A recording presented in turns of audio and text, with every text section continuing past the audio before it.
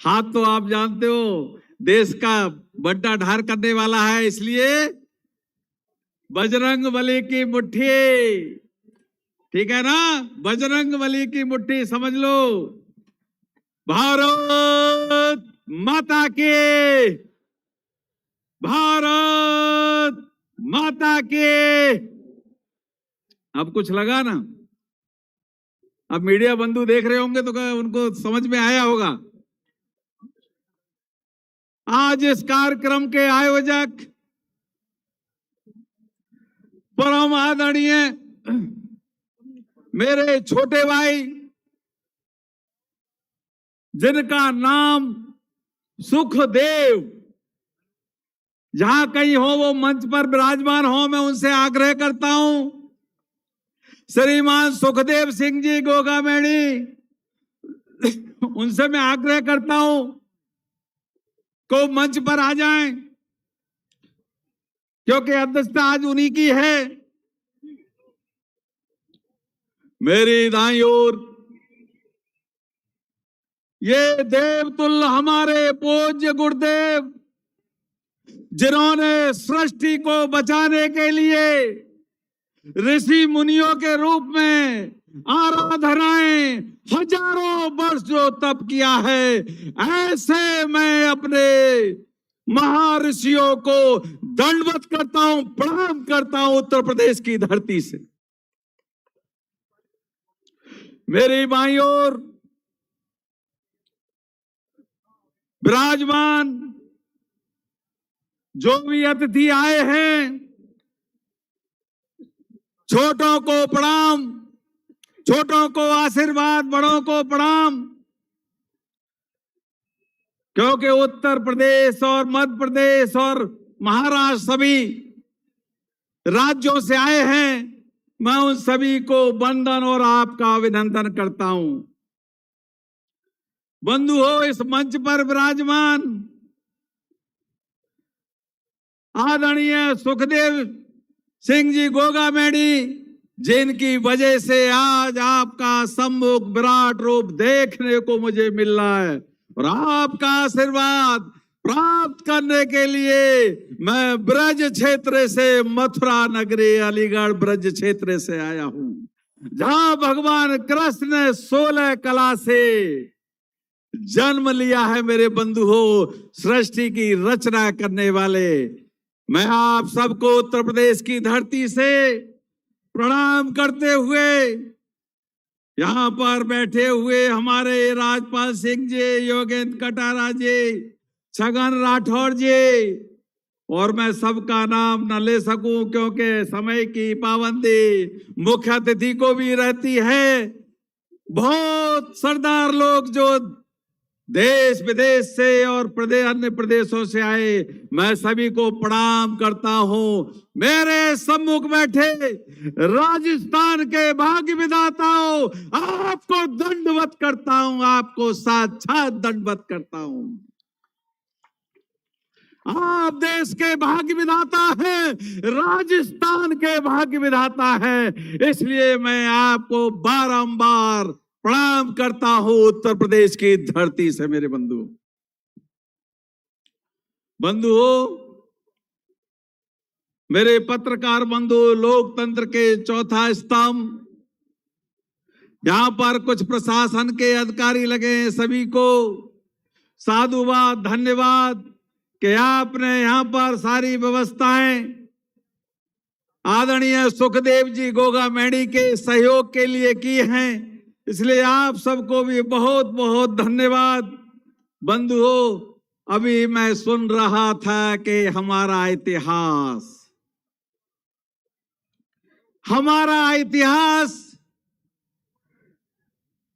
सतयुग का, मेरे बंधुओं, 17,28,000 वर्षों का रहा है सतयुग का।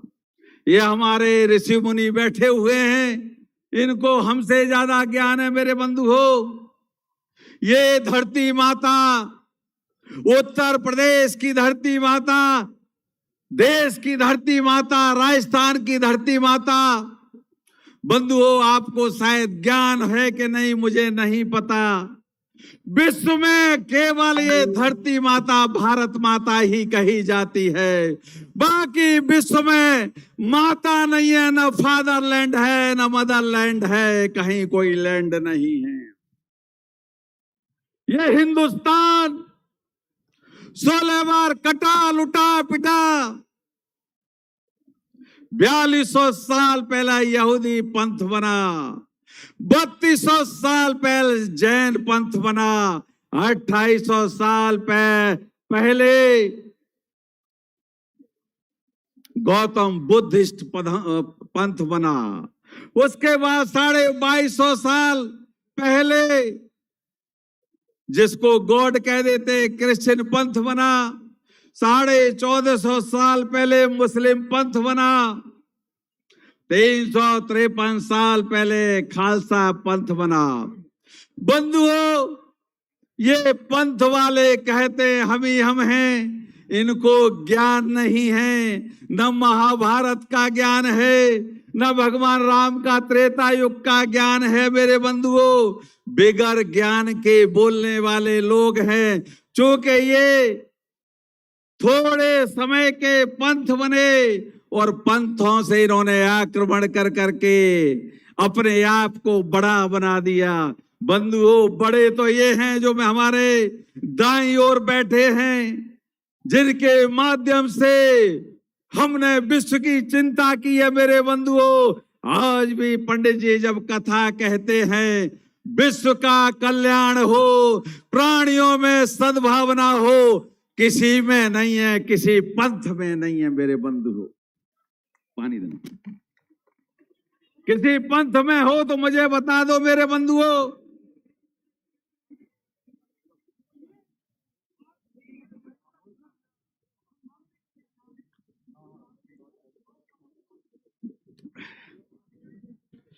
मेरे बंधुओं, धर्म विश्व में केवल एक है। धर्म विश्व में केवल एक है, सनातन, जिसको हिंदू भी कह देते। बाकी सारे पंथ हैं। इन पंथों के चक्कर में ना आके हम जातिवाद में न बटके, क्योंकि पहले कहते तिलक तराजू और तलवार। और आगे का इसलिए नहीं कहूंगा कि आप भाग्य विधाता हैं देश के। मेरे बंधु हो, लोग हम लोगों से कहते थे आज तिलक तराजू और तलवार साथ में बैठे हैं, इससे ज्यादा बढ़िया कोई माहौल हो नहीं सकता, हो नहीं सकता। त्याग तपस्या बलिदान की धरती पर मेरे बंधुओं, सूरवीरों की धरती पर मेरे बंधुओं, आप लोग भामाशाहों के साथ, तिलक के साथ, जिन्होंने हमको हमेशा आशीर्वाद दिया। मेरे बंधुओं, आज आप बहुत तादाद में खड़े हैं। यहाँ की सरकारें भी देख रही होंगी, यहाँ के लोग भी देख रहे होंगे कि सुखदेव गोगा मेडी ने कितना बड़ा आयोजन, लाखों की तादाद में भीड़ का आयोजन करके आज आपको इस सागर में यहाँ से संदेश लेके जाना है। मेरी माता बहनाएं बैठी हैं, छत्राणी वीरांगनाएं, जिन्होंने ऐसे पुत्रों को जन्म दिया है। आज इस केसरिया महापंचायत में केसरिया ही केसरिया नजर आ रहा है। आज इसके आगे कुछ नजर, पूरे जयपुर में मैं जब आ रहा था, देख रहा था चारों तरफ माहौल। जब जब अंगड़ाई यूथ ने ली है, तब राज्य बदला है। मेरे बंधुओं, राम राज्य की स्थापना करने जा रहे हैं, ऐसा आज प्रतीत होता है इन संत जनों के माध्यम से। चुके साक्षी हैं हमारे ऋषि मुनि। बंधुओं, कभी कभी हम लोग कैकेयी के लिए बड़ा बुरा कह देते हैं। कैकेयी महारानी थी राजा दशरथ की। लोगों को पता है कि नहीं मुझे नहीं पता। राजा दशरथ और कैकेयी मैया आखेट के लिए गए थे वन में। वहां पर बाली मिल गया। बाली को ब्रह्मा का वरदान था कि सामने वाले की आधी ताकत तुम्हारे अंदर आ जाएगी। इसलिए उन्होंने कहा या तो रानी दे दो या अपना ताज दे दो। मेरे बंधुओं, राजा दशरथ शब्द वेदी वाण राजा दशरथ और राजा पृथ्वीराज चौहान को दोनों को शब्द वेदी बाण चलाने का भगवान ने वरदान दिया था मेरे बंधु हो। तो राजा बोले, तुरंत उन्होंने सोचा कि बाली के सामने मैं हार जाऊंगा, उन्होंने तत्काल मुकुट दे दिया। इसलिए भगवान राम को 14 साल का वनवास हुआ था मेरे बंधु हो। बाली से उस मुकुट को लेकर रावण ले गया था, रावण ने अपने राजपाट में अपने सिर पे लगाया।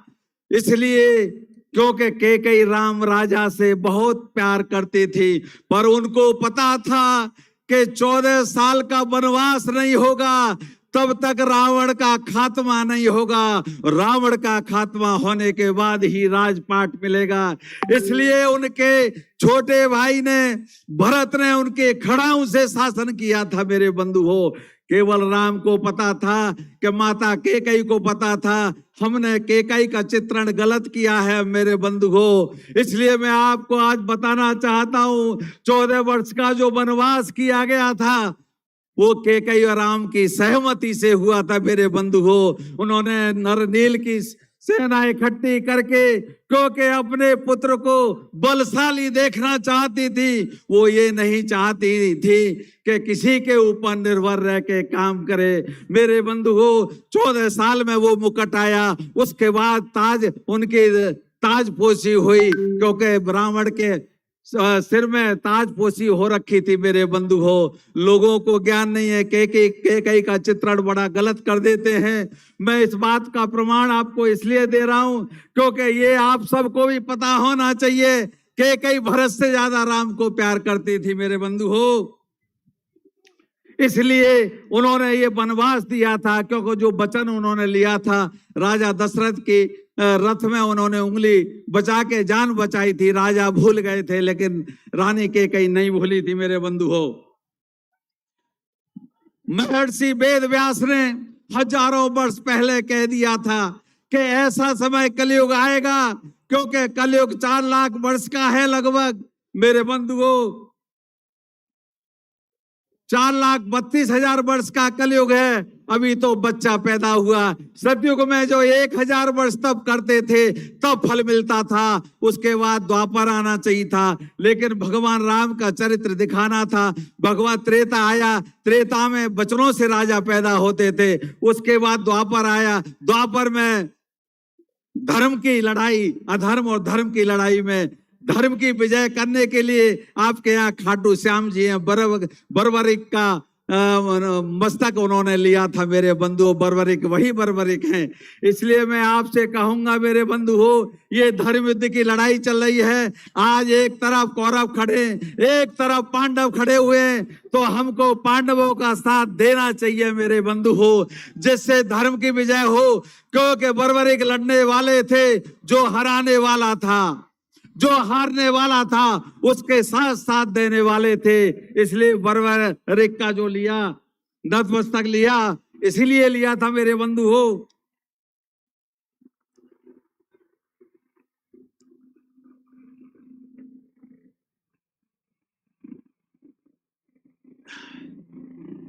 इतनी तपती धूप में आप लोग सब इतनी दूर दराज से आए।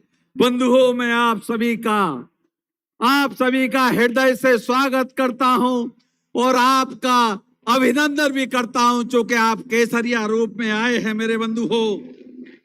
हमारा इतिहास इतना है, इतिहासकारों ने, कम्युनिस्टों ने हमारे इतिहास को मिटाने की कोशिश की है।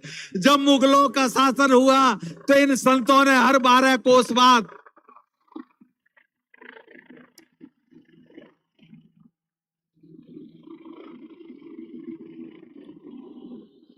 शुरू करूं। जब मुगलों का इतिहास यहाँ प्रारंभ होता है मेरे बंधुओं, इन ऋषि मुनियों ने हर 12 कोस बाद भजन कीर्तन करके और इन्होंने कहा एक दिन राम राज्य आएगा। हम हजारों वर्ष से लड़ते हुए मेरे बंधुओं, 1000 वर्ष हम इनके कारण, अपनी गलतियों के कारण गुलाम रहे मेरे बंधुओं। लेकिन अब गुलामी का समय नहीं है। अब कोई एक उंगली काटे उसका हाथ काट लेना चाहिए मेरे बंधु हो, ये तय करना पड़ेगा।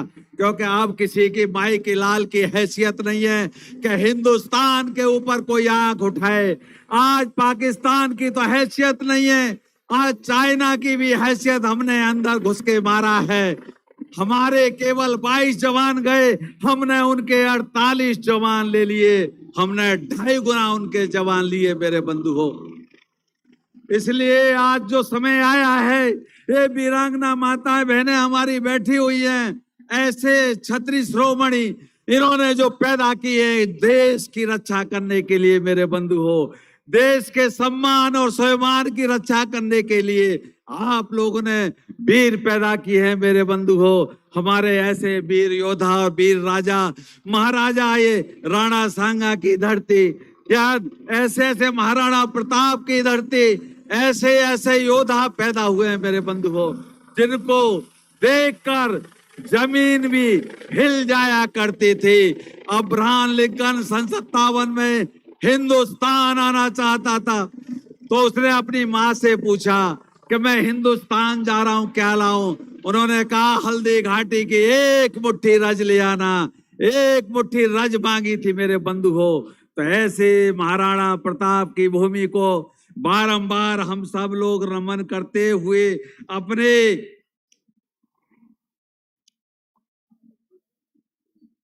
अपने पुरुषार्थ को गिरने मत दो मेरे बंधु हो। क्योंकि हमारे विषय में, मैं तो संघ का प्रचारक रहा, आरएसएस का प्रचारक रहा मेरे बंधु हो। उत्तर प्रदेश में 18 वर्ष प्रदेश का संगठन मंत्री रहा। इसलिए मैं ये चाहता हूं छगन राठौड़ जैसे आपके 100 लोग भारत में प्रचारक के रूप में निकले और इस करणी सेना का ऐसा ही आयोजन हर धरती पर करें, जैसे मध्य प्रदेश करें, लखनऊ करें। मैं आप सभी को आमंत्रित करता हूं, उत्तर प्रदेश की भूमि पर लखनऊ में करें। हम सारी आयोजन की व्यवस्था दाईं ओर मंच, बाईं ओर मंच और मुख्य मंच की हम लोग देखेंगे मेरे बंधु हो। आप लोग उत्तर प्रदेश में आए, आप भोपाल में जाएं, आप महाराष्ट्र में जाएं। हमारा संकीर्ण मानसिकता नहीं होनी चाहिए। पूरी राजधानियों में, हिंदुस्तान के हर प्रदेश की राजधानी में ऐसे ही बड़े कार्यक्रम करें मेरे बंधु हो, जिससे आपका एक संदेश जाएगा। क्योंकि आप समाज के लिए जीते हैं, समाज के लिए काम करते हैं, और ऐसे 100 लोगों की व्यवस्था बनाइए और संगठन उनका खर्च वहन करे मेरे बंधु हो। कम से कम 5-10 आदमी मुझे दे देना, उनका मैं स्वयं वहन करूंगा उत्तर प्रदेश में। ऐसे ही आप पूरे भारत में विजयी हों, पूरे भारत में आपका डंका बजे, आप लोगों को बड़े सम्मान से बुलाएं। ये राजनीतिक दल वो पीछे घूमने की जरूरत नहीं। मैं ये चाहता हूं, शक्तिशाली को हमेशा मनाया जाता है। जैसे कभी घर में फूफा रूठ गया या बुआ रूठ गई, अगर शक्तिशाली हैं तो मनाया जाता है उनको शक्तिशाली को मनाया जाता है। कभी मामा रूठ जाता है, कभी मामी रूठ जाती है, शादी ब्याह में होता है ना। इसलिए आप इस दल के माध्यम से, अपने करणी सेना मैया के माध्यम से पूरे भारत में एक सम्मान का काम करें। आपके साथ दिलो जान से, तन से, मन से, धन से, जहां भी आप बुलाओगे हम तैयार खड़े मिलेंगे मेरे बंधुओं आपके लिए। एक चीज और बता दूं, भगवान राम, भगवान कृष्ण ने जन्म क्यों लिया था उत्तर प्रदेश में? Uttar Pradesh heart of earth है मेरे बंधुओं। आज अपने घर पे जाके देखना, पृथ्वी का गोला घुमाना, हिंदुस्तान स्वर्ग लोक है, अफ्रीका नरक लोक है और अमेरिका पाताल लोक है। ये आपको शायद पता है कि नहीं? ये देखना अपने घर पे जाके मेरे बंधुओं, जब विश्वकर्मा भगवान सोने की लंका बनाकर विश्राम के लिए गए तो पाताल लोक में विश्राम के लिए गए। ये टापुओं के शहर है मेरे बंधुओं। ये हमारे यहाँ नाना है, नानी है, चाचा है, चाची है, ताऊ है, ताई है, भ्राता है, भाभी है, ये हमारे यहाँ है। वहां पर तो एवरीबडी आर अंकल और एवरीबडी आंटी है कि नहीं? वहां है कोई संस्कृति? तो कहाँ की ईंट कहाँ का रोड़ा, भानुवती ने कुनवा जोड़ा। देयर इज नो कल्चर, कोई कल्चर नहीं। कल्चर है, संस्कृत है तो हिंदुस्तान में है मेरे बंधुओं।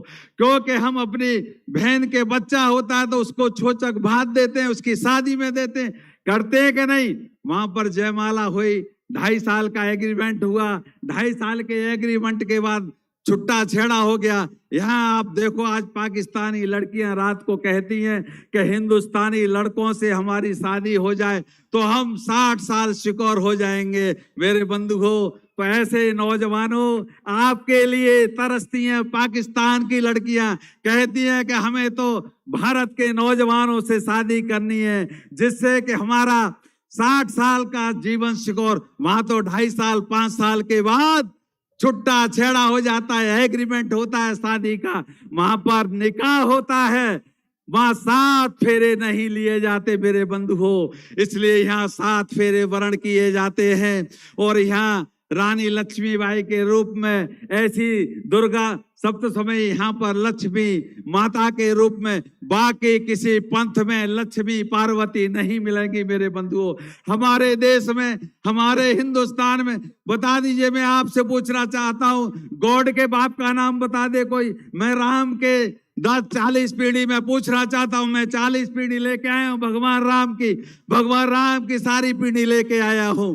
गॉड के बाप का कोई नाम बता दे, कोई अल्लाह के बाप का नाम बता दे, मुझे बता तो दे। है नहीं किसी का नाम, ये बेनामी है, ये अधर्मी है। धर्म केवल एक है, सनातन धर्म, सनातन धर्म। सनातन धर्म की जय करो मेरे बंधुओं। सनातन धर्म है, हिंदुत्व है तो हम हैं, नहीं तो हम नहीं रहेंगे।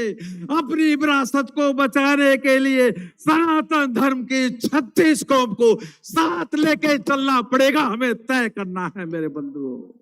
ये लोकशाही है, ये राजाशाही नहीं है। लोकशाही में सारे हिंदुत्व को लेके चलना पड़ेगा मेरे बंधुओं। हिंदुत्व की जब तलवार दुधारी हो जाएगी, किसी के माई के लाल की हैसियत नहीं होगी, किसी के माई के लाल की हैसियत नहीं होगी कि आपको कोई बंद कर दे। इसलिए मैं आपसे कहना चाहता हूं, वाल्मीकि से लेकर ब्राह्मण तक एक जगह हो जाओ, एक जगह चलना सीख लो, नहीं तो ये डिवाइड एंड रूल वाले अंग्रेज मर गए, औलाद छोड़ गए, गोरे अंग्रेज चले गए, काले अंग्रेज पैदा हो गए जिन्होंने देश को बंटवारा कर दिया। नहीं तो हिंदुस्तान अखंड भारत था मेरे बंधुओं। 16 बार कटा है, 16 बार लुटा है, लेकिन अब किसी मोहम्मद गौरी की हैसियत नहीं होगी। कोई उंगली काटेगा हम हाथ काट लेंगे, कोई हाथ काट लेगा हम धड़ उड़ा देंगे, धड़ उड़ा देंगे। आज पाकिस्तान की तो हैसियत नहीं, चाइना भी हमने बिल में घुसेड़ दिया है, चाइना को हमने बिल में घुसेड़ा है मेरे बंधु। इसलिए अपनी ताकत को पहचानो, अपनी ताकत को, वीर जवानों अपनी ताकत को पहचानो। जयपुर से संदेश जाना चाहिए, हिंदुस्तान के लिए संदेश जाना चाहिए, हिंदुस्तान के लिए संदेश जाना चाहिए। यहां से वीरों की भूमि से हिंदुस्तान को संदेश जाएगा, राम राज जाएगा। कोई माई के लाल की हैसियत नहीं, रोक नहीं पाएगा।